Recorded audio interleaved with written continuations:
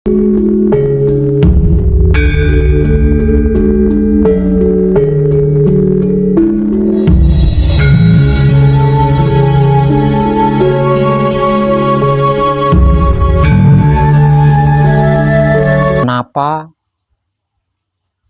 wong edan bagu selalu memberi motivasi keras, kekeh memberi motivasi keras agar supaya sama sekali tidak boleh lupa dengan jati diri.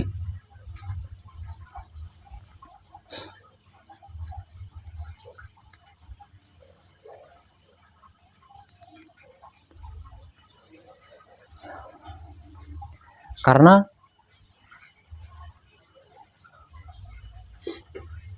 tidak peduli itu putra Romo atau bukan, tidak peduli.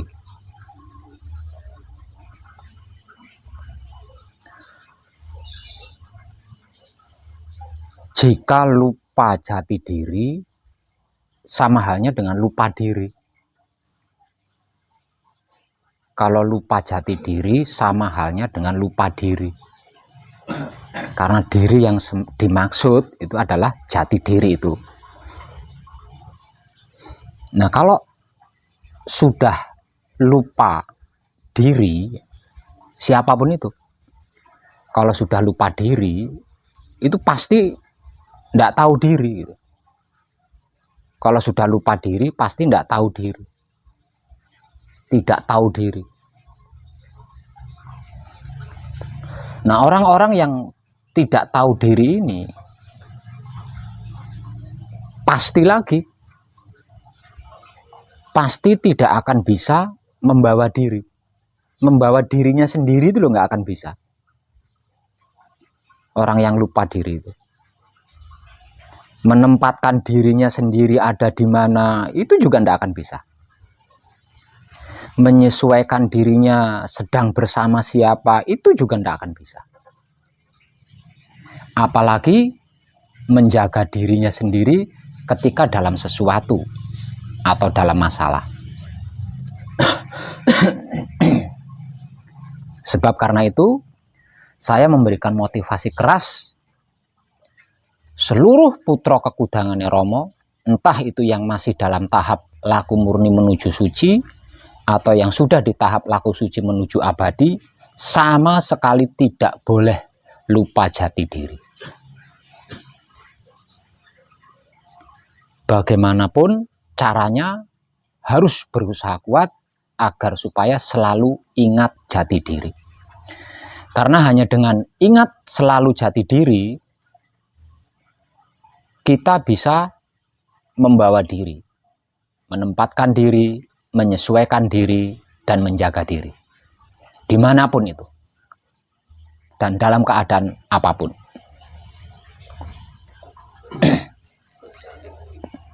Yang kedua, kenapa wong edan bagus selalu kekeh memberikan motivasi kuat, motivasi keras, agar seluruh putra kekudangannya Romo selalu ingat jati dirinya? Dikarenakan wahyu pancagaib yang tak lain dan tak bukan adalah sedulur papat kalimo pancernya kita sendiri, sang penggerak raga ini. Dan wahyu pancalaku yang tak lain dan tak bukan adalah sifat sikapnya sedulur papat kalimo pancernya kita sendiri. Itu tidak bisa dilakukan dalam keadaan lupa diri. Tidak bisa dilakukan, tidak bisa dijalankan, tidak bisa dipraktekkan dalam keadaan lupa diri. Bisanya dilakukan, bisanya dijalankan, bisanya dipraktekkan dalam keadaan sadar diri, bukan lupa diri.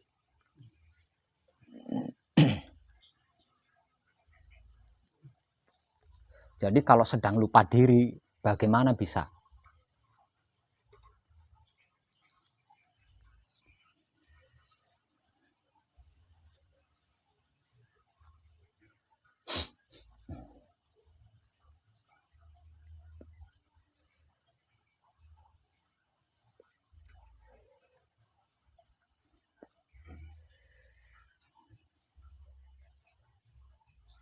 Terus kenapa dan mengapa wong edan bagus selalu kekeh memberikan motivasi keras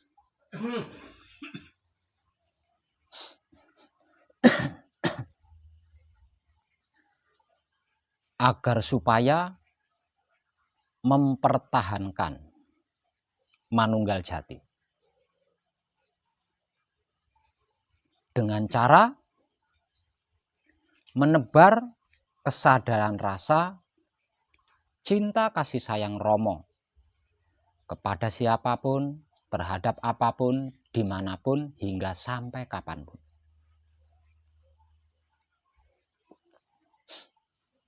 Karena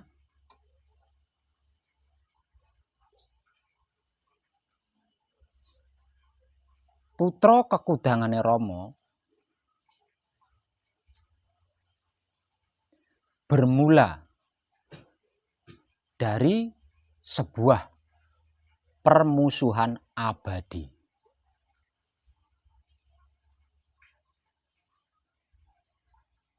Jadi putra kekudangane Romo itu awal mulanya berasal dari sebuah permusuhan abadi.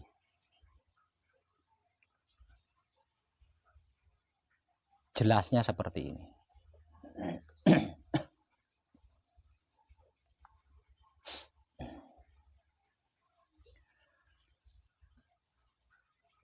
Dimulai sejak zaman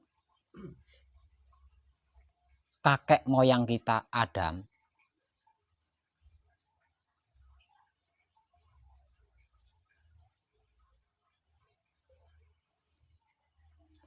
kejahatan menjadi ada.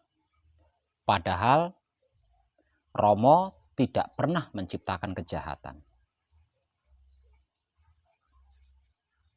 Namun, walaupun Romo tidak pernah menciptakan kejahatan, dimulai dari zaman kakek moyang kita Adam, kejahatan itu bisa ada. Dan kejahatan ini awal mulanya dari 3 singgasana Romo yang ternoda.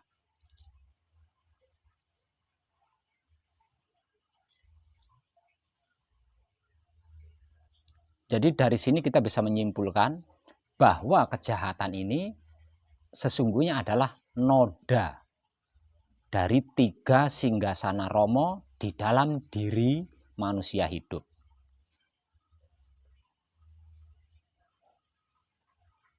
Awal daripada kejahatan adalah sirik, iri, dengki, dendam, dan benci serta fitnah. Sebelum menjadi kejahatan, itu awalnya dari situ.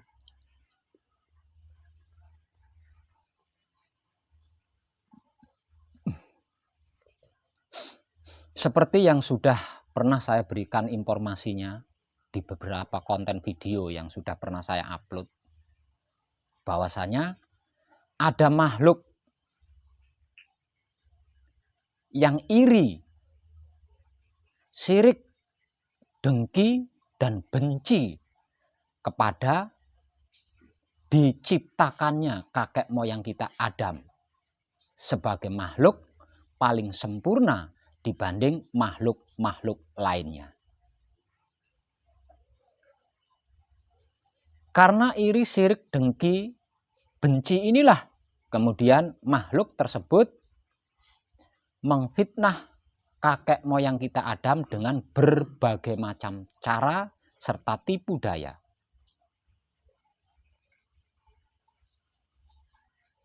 Kemudian lahirlah yang disebut kejahatan.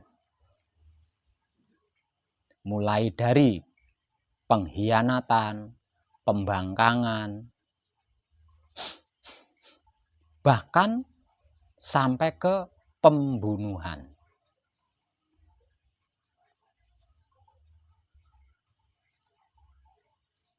Nah, dari sini juga kita bisa mengambil kesimpulan bahwasanya benihnya kejahatan atau bibitnya kejahatan itu adalah sirik, iri, dengki, benci, fitnah, dendam yang tumbuh di salah satu 3 singgasana Rama di dalam diri kita sebagai manusia hidup, yaitu Baitul Makmur, yang tak lain dan tak bukan adalah otak atau pikiran kita sebagai manusia hidup.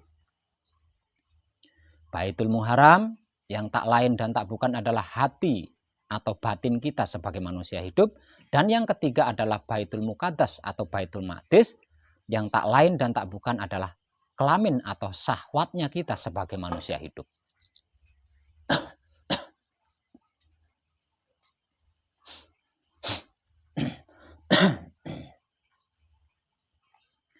Hanya karena satu alasan,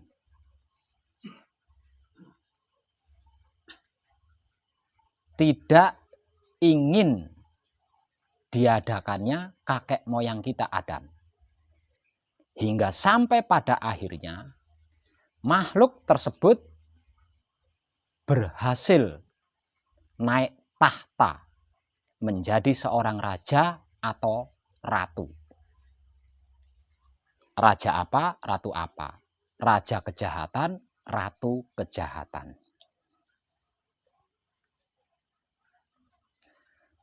Setelah syirik, iri, dengki, dendam, benci, fitnah ini tadi pada akhirnya berujung kepada kematian atau saling membunuh, maka dimulai sejak zaman itu manusia hidup itu dibagi menjadi 2 golongan. Satu golongan pada waktu itu disebut sebagai bangsa Bharata atau para dewa. Tempat kerajaannya yang secara awam dikenal dengan sebutan surga.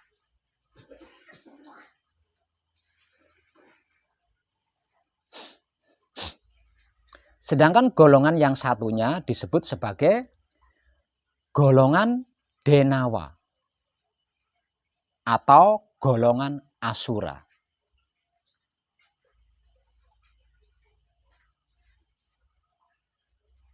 Sedangkan tempat kerajaannya secara awam selama ini disebut-sebut sebagai neraka.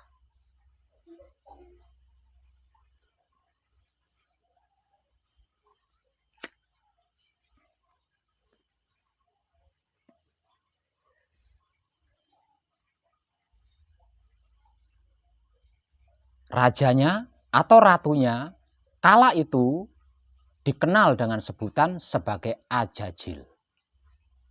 Setelah naik tahta menjadi raja atau ratu kejahatan, dia dikenal dengan sebutan iblis. Para pengikutnya adalah dari bangsa Bharata atau para dewa yang berhasil disesatkan atau dibujuk oleh ratu atau raja kejahatan tersebut.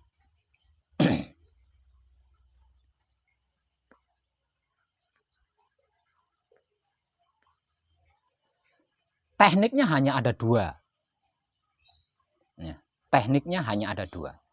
Dan sesungguhnya Ajajil atau iblis ini tidak mencelakai, tidak mencelakai bangsa Bharata atau para dewa.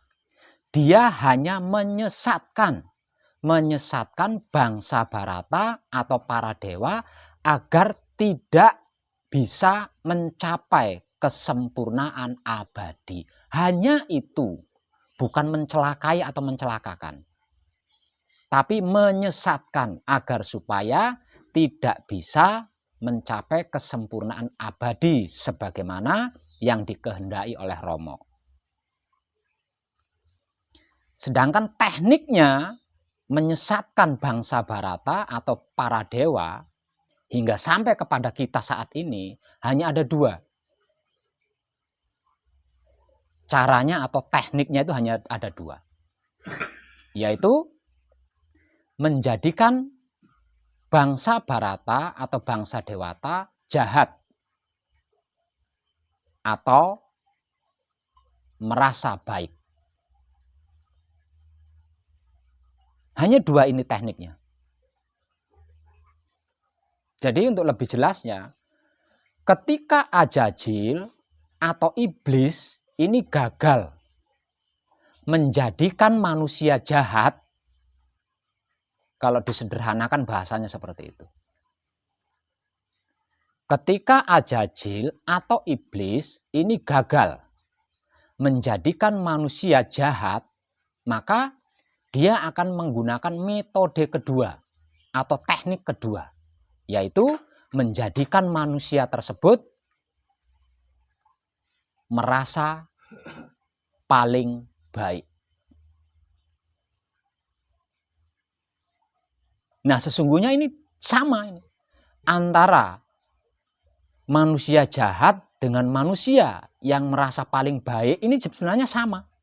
Sama-sama akan tersesat, sama-sama akan mengalami gagal mencapai kesempurnaan abadi. Kenapa? Manusia yang merasa paling baik ini juga sama sesungguhnya dengan manusia jahat yang pada akhirnya akan tersesat dan gagal mencapai kesempurnaan abadi. Sebab siapapun dia, jika sudah merasa paling baik, itu akan sulit untuk diperbaiki.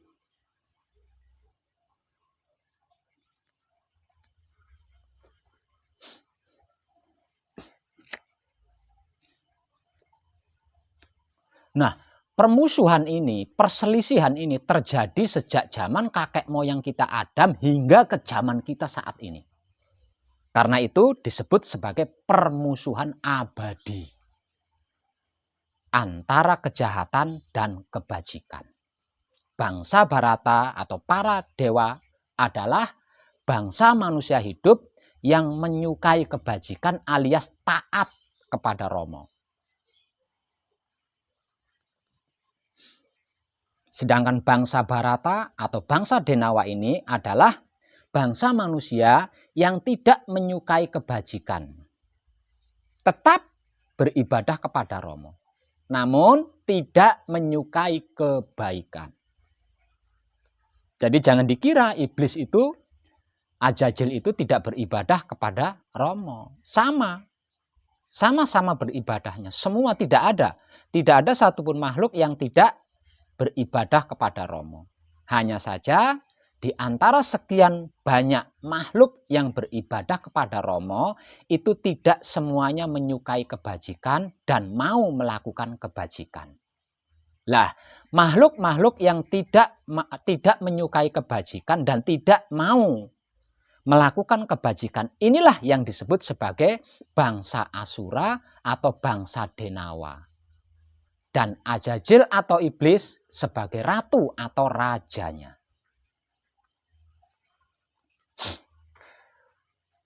Ajajil atau iblis, jika seluruh kekuatannya ini tadi manunggal, jika seluruh kekuatannya itu menyatu, maka dia akan berubah sebutan menjadi Dajjal.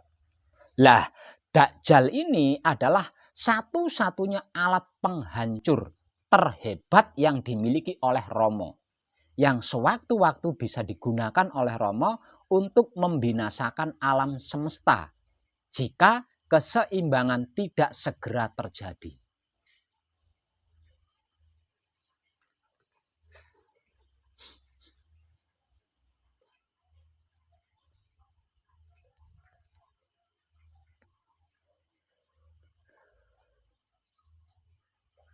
Jadi dari sini kita bisa mengambil kesimpulan bahwasannya aman atau tidak amannya alam semesta ini bergantung dari keseimbangan yang bisa terjadi atau tidak. Jika keseimbangan ini terjadi, berarti amanlah alam semesta. Namun kalau keseimbangan ini tidak terjadi, berarti hancurlah alam semesta yang secara awam disebut-sebut juga sebagai kiamat. Jika keseimbangan tidak segera terjadi di dalam semesta alam ini.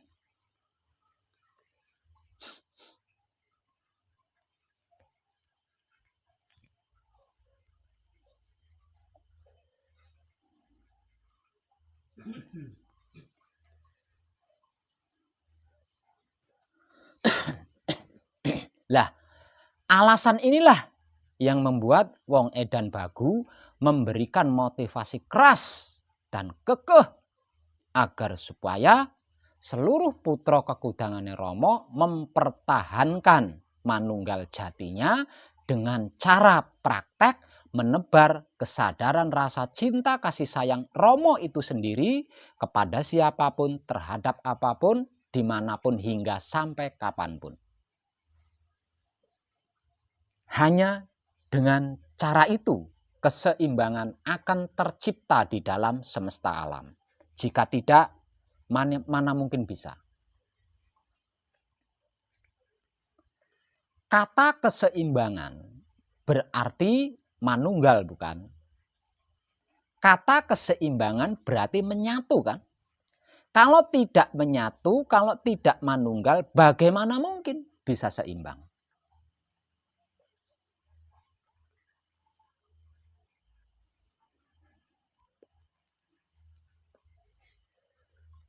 Buktinya apa? Dimulai dari zaman leluhur kita, Nabi Sis, Raja Surga pertama. Pertama kali ada makhluk menjadi seorang pemimpin, itu dimulai dari zaman Nabi Sis. Kalau zaman sekarang bisa dikatakan Nabi Sis itu raja. Nah, pertama kali ada raja adalah di zaman Nabi Sis. Nah, dimulai dari raja pertama surga atau raja kerajaan dewa dari zaman Nabi Sis hingga sampai sekarang, apakah keseimbangan itu terjadi?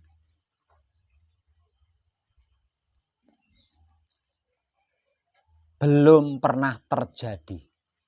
Artinya, apa yang diperjuangkan oleh bangsa Barata atau para dewa sejak zaman bahula, sejak zaman dulu, tempo dulu sampai sekarang tidak membuahkan hasil.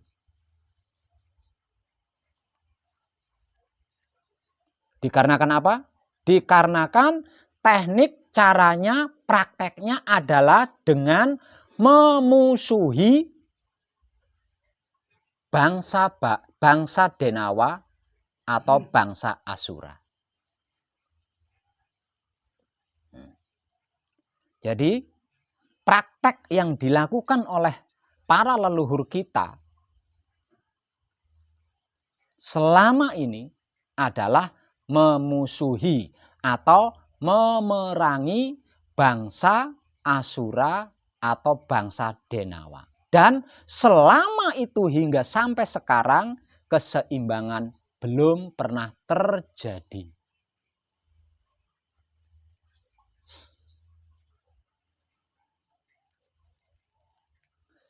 Lah, dengan alasan inilah wong edan bagu kekeh memberikan motivasi keras agar supaya mempertahankan manunggal jati dengan cara praktek menebar kesadaran rasa cinta kasih sayang Romo itu sendiri kepada siapapun, terhadap apapun, dimanapun, hingga sampai kapanpun.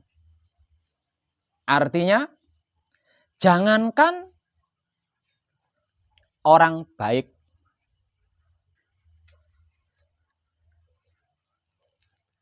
jangankan hewan, jangankan tumbuh-tumbuhan, nyata-nyata ajajil, nyata-nyata iblis, nyata-nyata rakyatnya ajajil, nyata-nyata dari bangsa iblis, wajib kita cintai, wajib kita kasihi, wajib kita sayangi dengan kesadaran Romo. Karena hanya dengan begitu, kita bisa manunggal dengan ajajil. Kita bisa manunggal dengan iblis, kita bisa manunggal dengan Dajjal. Sehingganya tercipta atau terjadilah sebuah keseimbangan.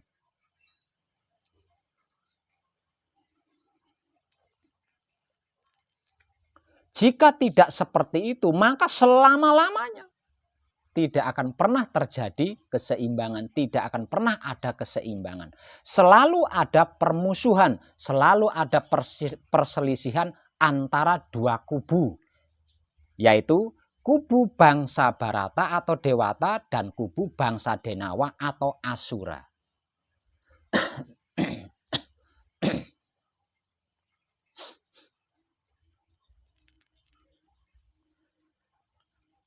Sebab karena itu saya pernah memberikan sebuah motivasi terkait ini lebih jelas lagi, yaitu mencintai orang yang membenci kita,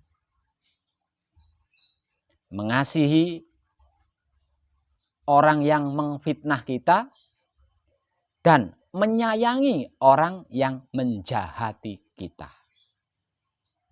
Dengan begitu, Azazil atau iblis beserta seluruh pengikutnya tidak memiliki kekuatan, sehingganya kita bisa dengan mudah mengalami atau melakukan kemanunggalan dengan mereka. Terlepas dari situ, kakek moyang kita Adam dari Romo, Azazil atau iblis juga dari Romo. Kedua-duanya bisa disimpulkan adalah Romo itu sendiri. Keutuhan Romo itu sendiri. Lah, dari sini kita juga bisa mengambil kesimpulan bahwasannya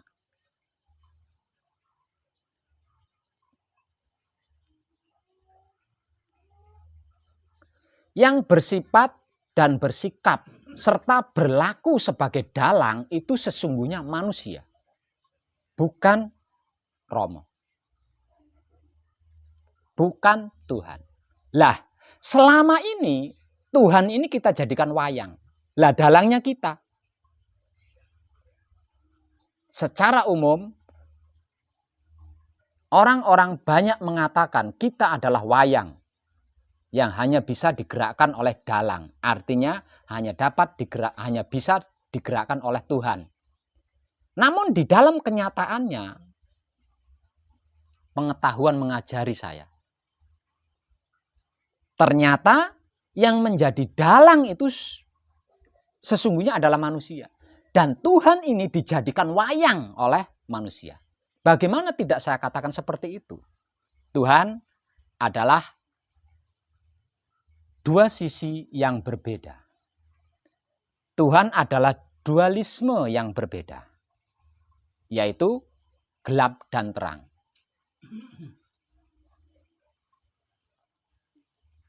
Tuhan adalah dualisme, artinya dua sisi yang berbeda antara gelap dan terang. Lah, selama ini kita selalu melakukan atau kita selalu mempertarungkan antara gelap dan terang ini tadi. Kita jadikan wayang, kemudian kita perangkan, kita tarungkan. Padahal gelap dan terang itu adalah dualismenya Tuhan yang harus kita manunggalkan, bukan diperangkan, bukan diperkelahikan, tapi harus dimanunggalkan.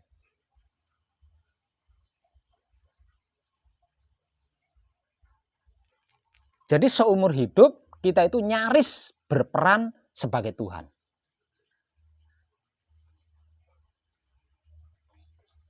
Kita itu nyaris berperan sebagai Tuhan.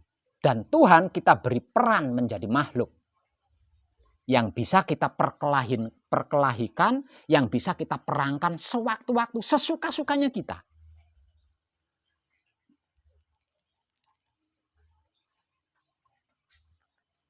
Antara baik dan buruk kita perangkan. Antara salah dan benar kita perangkan. Antara bagus dan jelek kita perangkan. Antara atas dan bawah kita perangkan. Semuanya kita perangkan. Padahal semuanya itu adalah dualisme Tuhan yang seharusnya kita manunggalkan.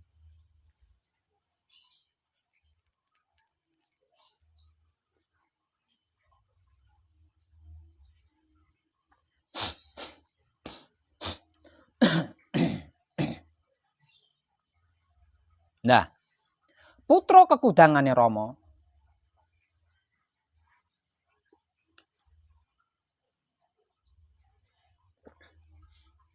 adalah manusia hidup yang melanjutkan perjuangan Rama.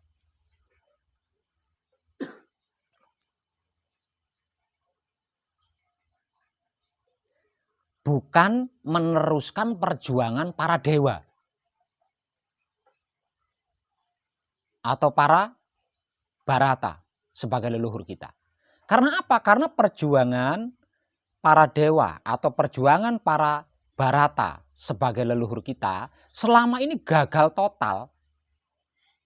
Menciptakan keseimbangan di dalam semesta itu gagal total. Sebab caranya adalah memusuhi kejahatan, memusuhi keburukan. Dalam bahasa awamnya memusuhi iblis atau memusuhi ajajil. Nah, selama memusuhi ajajil, selama memusuhi iblis, keseimbangan tidak akan pernah terjadi. Lawang keseimbangan yang dimaksud itu adalah kemanunggalan antara Adam dan ajajil. Seia sekatanya antara Adam dengan ajajil. Keseimbangan yang dimaksud itu bukan perselisihan antara Adam dan ajajil. Nah, selama Adam dan ajajil ini berselisih, tidak akur, ya keseimbangan tidak akan pernah terjadi.